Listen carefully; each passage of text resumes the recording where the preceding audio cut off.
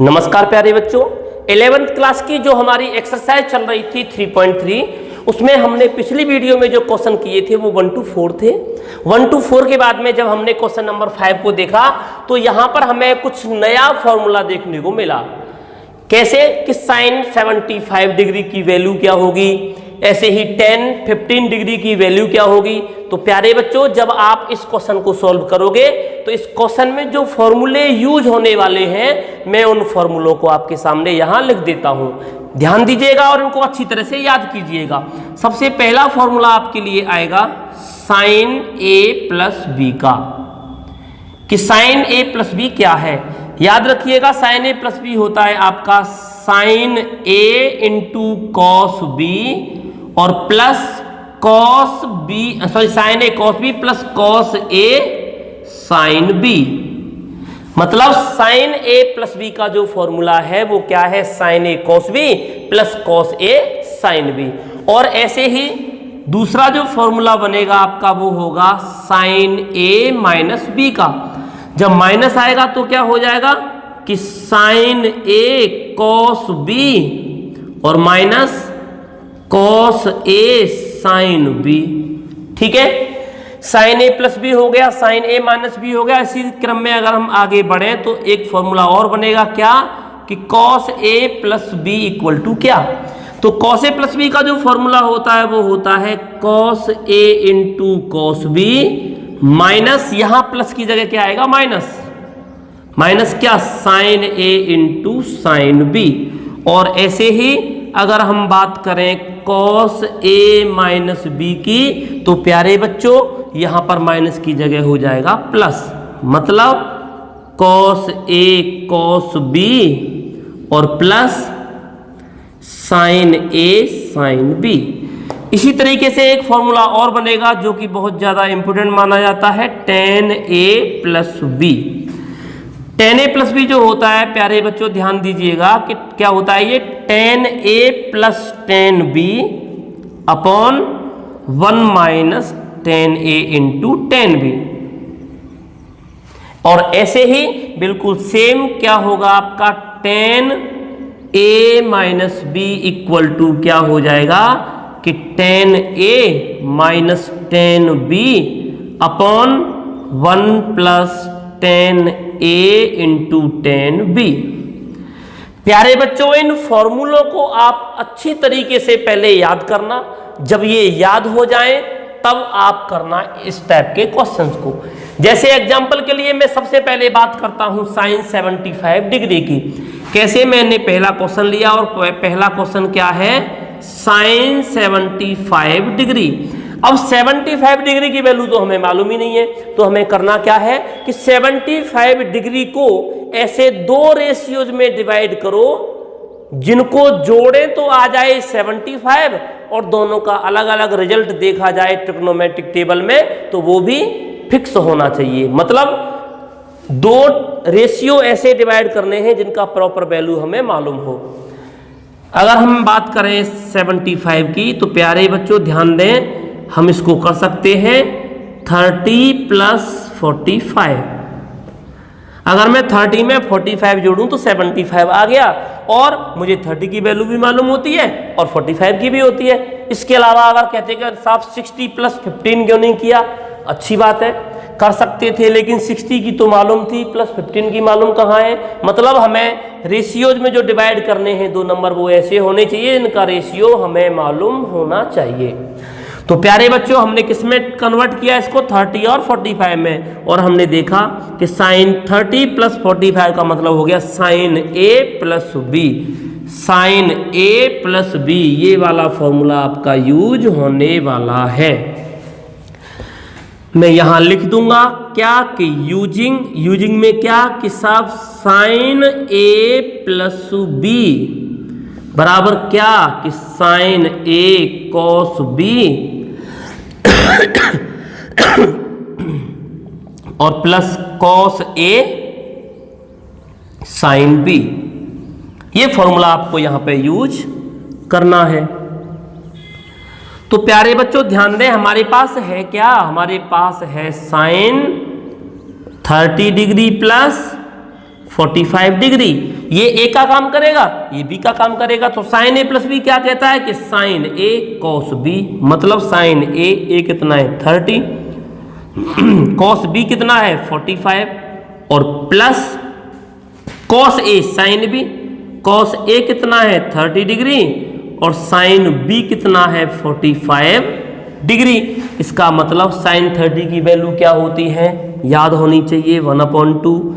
Cos 45 की value क्या होती है साहब 1/√2, और प्लस कॉस 30 क्या देता है साहब √3/2, और ऐसे ही साइन 45 डिग्री हमें क्या देगा 1/√2।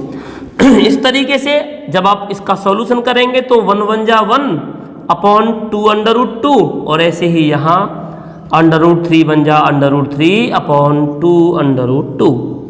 इसका मतलब जब आप एलसीएम लोगे तो कितना आएगा 2/√2। जब नीचे वाला सेम होता है प्यारे बच्चों तो ऊपर वाला भी जो का त्यों एलसीएम में लिख लिया जाता है। इस तरीके से हमने इतना रिजल्ट प्राप्त किया। अब आगे क्या करना है कि जब जब अपॉन में अंडर आता है तो अंडर को भगाने का एक ही तरीका है कि रेशनलाइज कर दिया जाए। और प्यारे बच्चों रेशनलाइज के लिए हमारे पास जगह का थोड़ा सा अभाव है, तो हम पहले इसको मिटा देते हैं।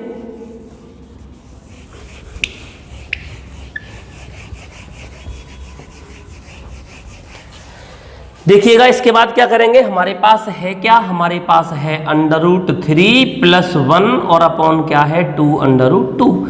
इस अंडर वाले को अगर भगाना है तो इसी √2 से ऊपर नीचे मतलब न्यूमरेटर और डिनोमिनेटर में मल्टीप्लाई कर दिया जाता है।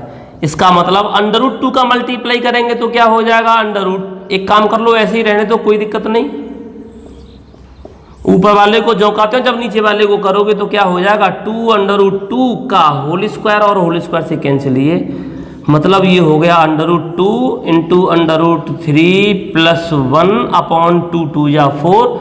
या तो आप आंसर को यहीं छोड़ सकते हो, और आप यहां नहीं छोड़ना चाहते तो फिर आपको मल्टीप्लाई करना पड़ेगा। करवाना जरा √2 का √3 से करेंगे तो √6, और प्लस ये हो जाएगा √2 डिवाइडेड बाई हो गया 4। आपका आंसर ये भी है और ये भी है, जहां आपको उचित लगे वहां आप आसानी से छोड़ सकते हैं, बशर्ते अपॉन में √, वाला रिजल्ट नहीं आना चाहिए।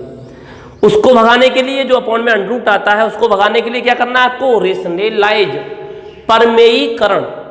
तो प्यारे बच्चों इस तरीके से हमने इसके पहले क्वेश्चन को किया। इसी प्रकार इसी क्रम में जब हम आगे बढ़ेंगे तो सेकंड क्वेश्चन को करेंगे। और सेकंड क्वेश्चन में मैं आपके लिए हल्की सी हिंट दे देता हूं कि हमारे पास क्वेश्चन क्या है 10 15, और जब आप 10 15 को करोगे, यहां देख लें आप 10 15 को आप क्या कर सकते हो, मतलब 10 15 को ऐसे दो रेशियोज में डिवाइड करो जिनकी वैल्यू हमें मालूम हो। मतलब आप लिख सकते हो 45 डिग्री -30 डिग्री। जब 45 डिग्री में से माइनस करेंगे 30 डिग्री कितना आ जाएगा 15 डिग्री आ गया वही। और 10a - b का फॉर्मूला मैंने अभी लिखाया था, 10a - b आप आसानी से लगा सकते हैं। जब आप 10a - b लगाओगे तो क्या हो जाएगा कि 10a - 10b बोले 1030, और अपॉन 1 + 10a, और 10a कितना है 45, और इंटू 10b कितना है 30 डिग्री। ऐसे ही 1045 की वैल्यू क्या होगी आपके पास 1, 1030 क्या देगा 1/√3, और ऐसे ही 1 + 1045 1 देगा, ये भी देगा आपका √3 1/√3। और इसको अगर आप आगे करें तो मैं इसको मिटा देता हूं, देखिएगा फिर क्या होने वाला है। ये हमारा जो रिजल्ट आ गया वो क्या आया, एलसीएम लीजिए आप √3 - 1/√3, और ऐसे ही अपॉन में क्या चल रहा है √3 + 1/√3। इससे ये कैंसिल हो गया, हमारे पास क्या बचा √3 - 1 डिवाइडेड बाई √3 + 1। हमने देखा कि हमारा अपॉन में फिर रेशनल √ में आ गया, और अगर √ में ये आया है तो आप क्या करोगे √3 - 1 तो है ही, और अंडर रूट 3 प्लस 1 है, इसके कॉन्जुगेट से कर देंगे मल्टीप्लाई। जब अकेला रूट 3 होता तो अकेले रूट 3 से करते, लेकिन उसके साथ कोई भी संख्या प्लस होती है या माइनस होती है तो क्या करते हैं प्यारे बच्चों, अगर नीचे प्लस है तो माइनस से मल्टीप्लाई, और अगर नीचे माइनस है तो प्लस से मल्टीप्लाई। जैसे हमारे पास है अंडर रूट 3 प्लस 1, तो हम मल्टीप्लाई करेंगे अंडर रूट 3 इसके अपोजिट से -1 अपॉन अंडर रूट 3 -1। जब आप इसका करोगे ध्यान दें, ये दोनों होल स्क्वायर हो जाएंगे, मतलब ये हो जाएगा आपका अंडर रूट 3 -1 का होल स्क्वायर, और अपॉन में क्या चल रहा है आपका a plus B into A minus B, मतलब कहने का हो गया अंडर रूट 3 का स्क्वायर -1 का स्क्वायर, a माइनस बी का हो गया होल स्क्वायर। अगर a स्क्वायर करोगे तो क्या हो जाएगा अंडर रूट 3 का स्क्वायर, प्लस b स्क्वायर करोगे तो 1 का स्क्वायर, और ये -2 इंटू ए कितना है अंडर रूट 3 इंटू बी कितना है 1, अपॉन में स्क्वायर से रूट कैंसिल, 3 में से 1 घटाया तो 2, ये कैंसिल हो गया, 3 और 1 हो गया आपका 4, माइनस का 2 अंडर रूट 3 डिवाइडेड बाई 4। प्यारे बच्चों हमें ऊपर वाले में कॉमन मिल रहा है 2, जब आप 2 कॉमन लेंगे तो मिलेगा 2 माइनस का अंडर रूट 3, और यहाँ क्या है डिवाइडेड बाई 2 से कट गया 2, और जब आप सॉल्यूशन करेंगे तो 2 माइनस अंडर रूट 3 अपॉन 1, और अपॉन 1 का कोई भी मतलब नहीं है। मतलब कहने का हो गया 10-15 का जो रिजल्ट आया वो कितना आया, यहां लिख देता हूं 2 माइनस का अंडर रूट 3। किसका रिजल्ट है ये 10-15 डिग्री का। प्यारे बच्चों इस तरीके से मैंने 5वें क्वेश्चन के दोनों पार्ट सॉल्व किए। इसी क्रम में अगर मैं आपके लिए क्वेश्चन बना के दूं तो आप आसानी से घर पर कर सकते हो। मैं क्वेश्चन यहां लिख देता हूं आपके लिए, जिन्हें आप मुझे करके कमेंट बॉक्स में आंसर लिख के भेजिएगा। क्वेश्चन ये है कि अगर आपके लिए बोल दिया जाए cos 105 डिग्री क्या होगा, दूसरा बोल दिया जाए कि sin 135 क्या होगा, तो आप इस तरीके के क्वेश्चन आसानी से निकाल सकते हैं। आप निकाल के देखिएगा। और 10 जैसे यहाँ पर क्या है, हम यहाँ ये भी तो लिख सकते हैं कि sin 15 डिग्री क्या होगा। तो प्यारे बच्चों सॉरी ये तो मैंने गलत लिख दिया, इसका तो आप 90 + 45 से कर सकते हो। इन 2 क्वेश्चन को आप घर पर करके देखिएगा, आपकी समझ में जरूर आए होंगे, और आप इन्हीं क्वेश्चंस के हिसाब से इन दोनों को भी आसानी से कर सकते हैं। धन्यवाद।